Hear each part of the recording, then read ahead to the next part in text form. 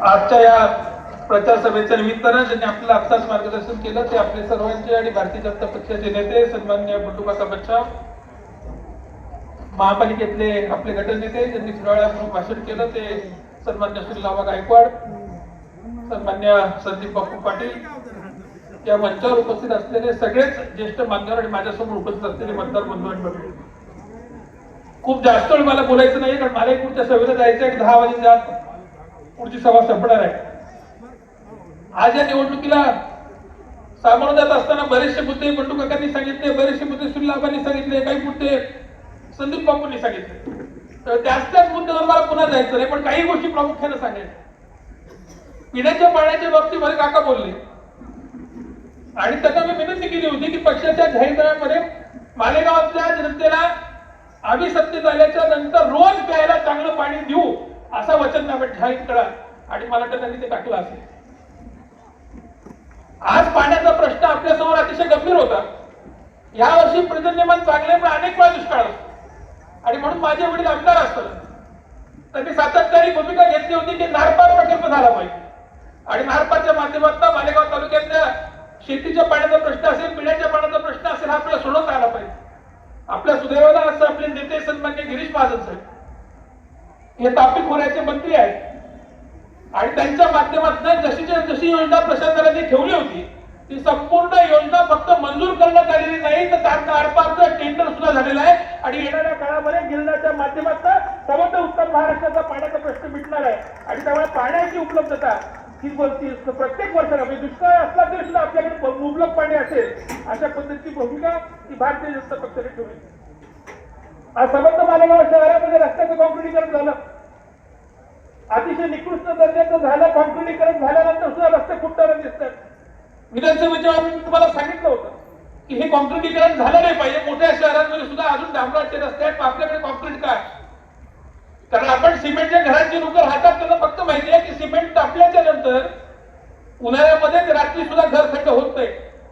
आज हे समर्थ शहर तुम्ही कॉन्क्रीटचं केलेलं आहे. ह्या शहराची तापमान दर उन्हाळ्यापेक्षा 2 अंश सेल्सिअसनी कायमस्वरूपी वाढलेलं आहे आणि याच्यामुळे आपल्याला सगळ्यांना प्रचंड त्रास या सगळ्या कॉन्क्रीटच्या रस्त्यांचा होणार आहे. कॉन्क्रीटचे रस्ते करत असताना जे टेंडर काढले, या टेंडर्सच्या मध्ये स्पष्टपणाने असं नमूद करावं लागतं की ज्या ठेकेदाराकडे आरएमसीचा स्वतःचा कारखाना आहे त्याच माणसाला ठेका देण्यात यावा. पण यांनी अशा कुठल्याही माणसाला ठेका दिला नाही ज्यांना ठेके दिले त्यांच्याकडे आरएमसीचे कारखानेच नव्हते. आणि मग आरएमसीचं जे कॉन्क्रीट असतं त्याचा एक दर्जा असतो, त्याला एक विशिष्ट तापमान असतं आणि ते आरएमसी कॉन्क्रीट हे प्रचंड महाग आहे. आणि मालेगावात जे वापरलं गेलं ते अजॅक्स मॅक्स नावाच्या कंपनीचं कॉन्क्रीट होतं. आजही काही ठिकाणी रस्त्यांची कामं चालू आहेत, त्या ठिकाणी जाऊन उभ्या असलेल्या गाड्या तुम्ही बघा, त्याच्यावर अजॅक्स मॅक्स नाव तुम्हाला वाचायला मिळेल.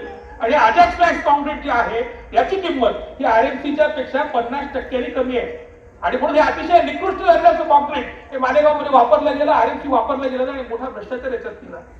आज रस्ते झाले आणि रस्ते झाल्याच्या नंतर यांना भुयारी गटारी आठवल्या आणि मग भुयारी गटारीचं काम सुरू झालं. आता मला सांगा भुयारी गटार, भुयार म्हणजे काय? भुयार ही अशी गोष्ट आहे की त्याच्यात माणूस पायी चालून जाऊ शकला पाहिजे. आज मुंबईमध्ये तुम्ही बघा, पुण्यामध्ये तुम्ही बघा, नाशिकमध्ये तुम्ही बघा, 6 फुटापेक्षा छोटी भुयारी गटार कुठेही नाही आणि आपली भुयारी गटार 6 इंचाची आहे. म्हणजे माणसाचं सोडून घरी उंदराची भुयारी केली का काय असा प्रश्न ते पडवला लागला. आणि इतकं गंभीर चित्र याच्यात निर्माण होणार आहे की हे सगळं जे आपल्या महिला घरात असणार आहे, वेस्ट ड्रेनेजचं पाणी असणार आहे, हे सगळ्यांनी जेव्हा त्या चूक होतील प्रत्येक चौकामध्ये प्रत्येक गल्लीमध्ये ते खराब पाणी हे रस्त्यावर येईल, तुंबेल आणि त्याच्यातनं जी दुर्गंधी पसरणार आहे त्याच्यातनं प्रचंड मोठ्या आरोग्याच्या सुविधा समस्या या आपल्या सगळ्यांच्यासाठी निर्माण होणार आहेत. आणि म्हणून ही 2029 मध्ये चालू होणारी योजना ही 2029 लाच बंद झालेली तुम्हाला पाहायला मिळेल हे निश्चितपणे मला तुम्हाला सांगायचं आहे. आणि म्हणून मोठी फसवणूक आपली सगळ्यांची या बाबतीत आहे. आज देशामध्ये गॅसच्या सिलेंडरचा दर वाढलेला आहे.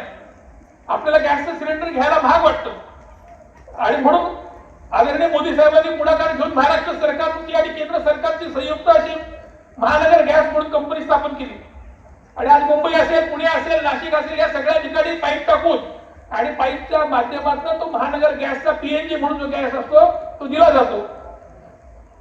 आदरणीय डॉक्टर भामरे साहेब इथले खासदार असतात आणि त्यांच्या मागे लागून त्यांना सांगितलं पीएनजी गॅसची व्यवस्था ही मालेगावसाठी पण झाली पाहिजे. आणि त्यांनी केंद्र सरकारकडनं पीएनजी गॅस योजना ही मालेगाव शहर आणि धुळे शहरासाठी मंजूर करून घेतलेली आहे. आणि येणाऱ्या काळामध्ये तुमच्या सुद्धा प्रत्येकाच्या घरामध्ये पाईपलाईनच्या माध्यमातून पीएनजीचा गॅस पुरवला जाईल आणि त्याच्या माध्यमातून आज जो तुमचा सिलेंडरचा खर्च आहे त्याच्यापेक्षा 50% येईल. इतके चांगल्या पद्धतीचं काम हे भारतीय जनता पक्षाच्या माध्यमातून चाललं आहे. मालेगाव शहरामध्ये रेल्वे यावी ही आपली मागणी होती. मनमाड इंदोर रेल्वे मार्गासाठी अनेक वर्ष संघर्ष झाला पण ते मंजूर होत नव्हतं. आज मोदी साहेबांच्या नेतृत्वामध्ये मनमाड इंदोर रेल्वे मार्गाचं मध्य प्रदेश पर्यंतचं भूमी अधिग्रहण पूर्ण झालेलं आहे आणि येणाऱ्या काळात लवकरच रेल्वे आपल्यापर्यंत आलेली आपल्याला दिसेल. आपल्याला कनेक्टिव्हिटी सुद्धा स्वस्त प्रवासाच्या दृष्टीने सुद्धा आदरणीय मोदी साहेबांचं काम चाललेलं आहे. आणि गेल्या 10 वर्षांपासून मालेगाव महानगरपालिकेमध्ये 900 कर्मचाऱ्यांची पदं रिक्त आहेत आणि या 900 ठिकाणी कंत्राटी पद्धतीने माणसं भरली जातात. पण ह्या कंत्राटी पद्धतीनं का भरायची? कारण जोपर्यंत निवडणुकीला तो त्यांचं काम करेल तोपर्यंत तो नोकरीवर आणि ज्या दिवशी विरोधात काम केलं किंवा काम नाही केलं त्या दिवशी त्याला काढून टाकता आलं पाहिजे, दुसरा कार्यकर्ता भरला आला पाहिजे. त्या राजकीय सोयीसाठी या सगळ्या पोरांना वापरून घेतलं जातं आणि त्यामुळे त्यांना प्रॉव्हिडंट फंड मिळत नाही, त्यांना ग्रॅज्युटी मिळत नाही, त्यांच्या आयुष्याला कुठलीही सुरक्षा मिळत नाही, त्यांना पगार वाढ मिळत नाही. हे निश्चित पगारावर त्यांना काम करावं लागतं आणि म्हणून हे अतिशय चुकीचं धोरण आहे. आणि म्हणून आम्ही भूमिका घेतली की मालेगाव महानगरपालिकेमध्ये भारतीय जनता पक्षाची माणसं निवडून आल्याच्या नंतर ही 900च्या 900 पदं पूर्ण वेळासाठी भरली जातील. एकही पद रिक्त ठेवलं जाणार नाही. 900 पोरांना मालेगाव शहरामध्ये कायम स्वरूपी रोजगार देण्याचं काम हे भारतीय जनता पक्षाच्या माध्यमातून आपल्याला सगळ्यांचं करायचं आहे. आज तुम्ही पाहिलं असेल मागच्या वेळेला 9 नगरसेवक हे भाजपचे आपण सगळ्यांनी निवडून आणले होते आणि या 9 मधनं 3 लोक वगळले तर 6 लोकांना पुन्हा आपण उमेदवारी दिलेली आहे. 6 लोक परत लढत आहेत. का परत उमेदवारी दिल्या? कारण त्यांनी अतिशय चांगलं काम केलं, त्यांचा प्रभाव आहे आणि परत ते निवडून येऊ शकतात तर त्यांचं काम बोलतंय. आज शिवसेनेची तुम्ही यादी बघा, तुरळक एखाद दुसरा माणूस सोडला तर सगळ्यांच्या सगळ्या नवीन उमेदवार देण्याची वेळ आली. कारण यांच्या नगरसेवकांनी कामच केली नाही, यांच्या नगरसेवकांनी फक्त पैसे कमवले आणि म्हणून सगळ्या उमेदवार बदलण्याची वेळ त्यांच्यावर आलेली आहे. ही नामुष्कीची वेळ आहे. हे निश्चितपणे आपल्याला सगळ्यांना सांगितलं पाहिजे. मालेगाव पॉवर सप्लाय कंपनीच्या निमित्तानं काका बोलले, त्याच्यात अधिक मला सांगायचं नाही. मला फक्त तुम्हाला एकच फरक सांगायचा की माझं नाशिकमध्ये पण घर आहे आणि माझं मालेगावमध्ये पण घर आहे.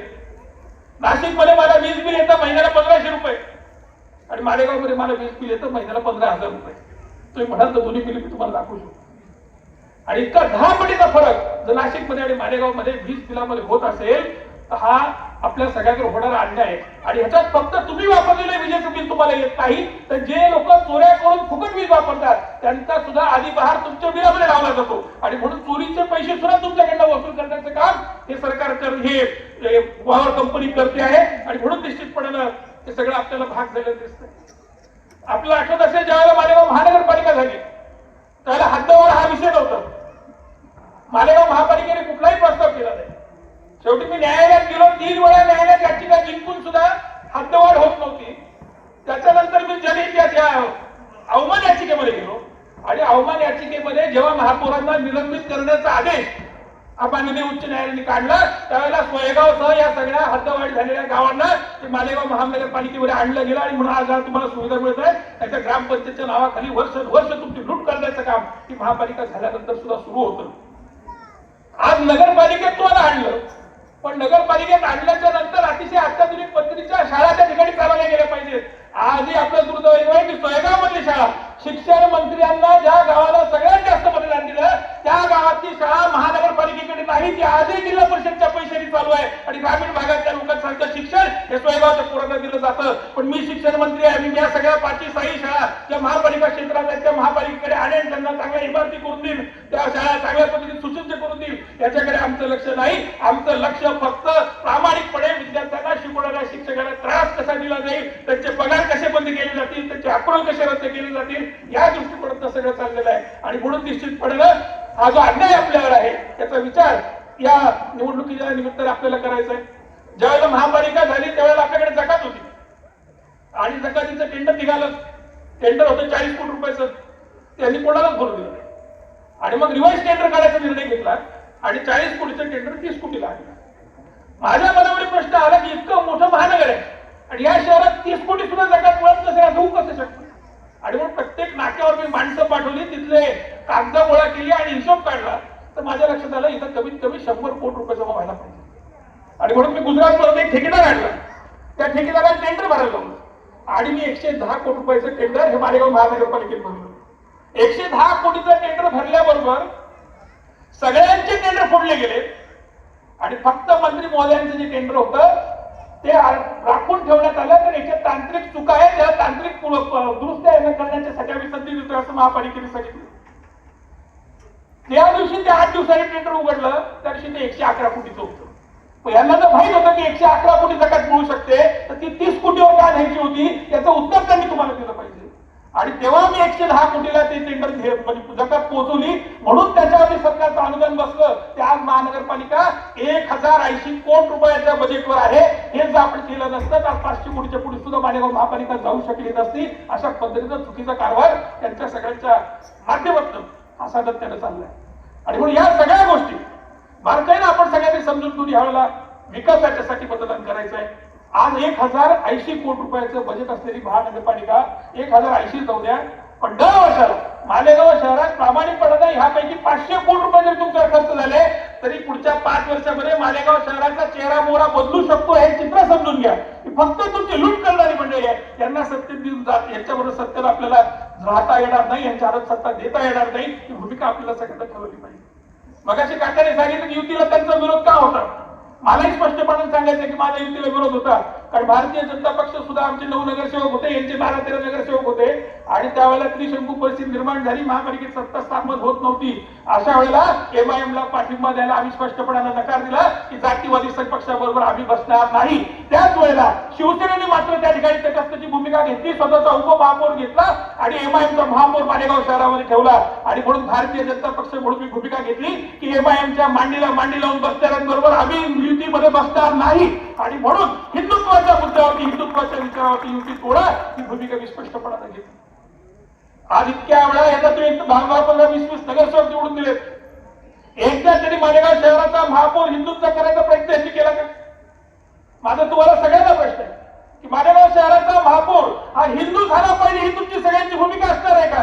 मालेगावचा महापौर तुम्हाला हिंदू पाहायचा आहे का?